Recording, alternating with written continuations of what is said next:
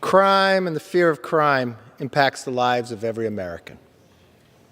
We know its rising pace, carjacking at record highs, smash and grab robberies surging, and at least 12 major cities breaking homicide records in 2021.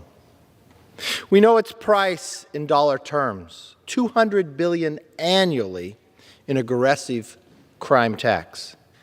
We know its widespread cost to families who are afraid to walk the streets at night. We know the tragic cost it inflicts in death and suffering.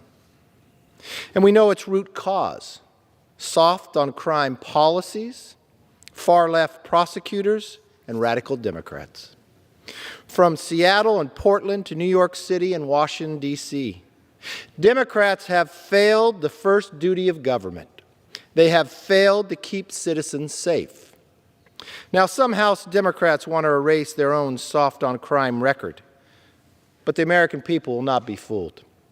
This Congress, 219 House Democrats, voted for a bill that would cost local police departments hundreds of millions of dollars.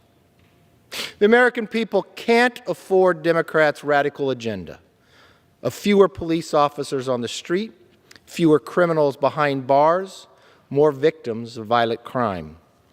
Our police officers can't afford it either. Last year, more officers were murdered in the line of duty during President Biden's first year in office than at any point since 1995. Mr. Speaker, let me say that again. Last year, more officers were murdered in the line of duty during President Biden's first year in office than at any point since 1995. One of those officers was Kern County Sheriff's Office Deputy Philip Campus. He was a rising star who was killed in the line of duty last year after his SWAT team responded to a domestic violence call. He leaves behind a wife and a young family. He grew up in my hometown. He went to the exact same elementary school and junior high that I did. Campus was a bright example of what it means to serve others. Fittingly, this year, his name was added to the roll call of heroes on the National Peace Officers Memorial in Washington, D.C. To Deputy Campus's children, we cannot begin to imagine your sadness and pain. But I want you to know this: your father was a hero. We will never forget him. Mr. Speaker, the solution to safer communities is the exact opposite of Democrats' radical agenda.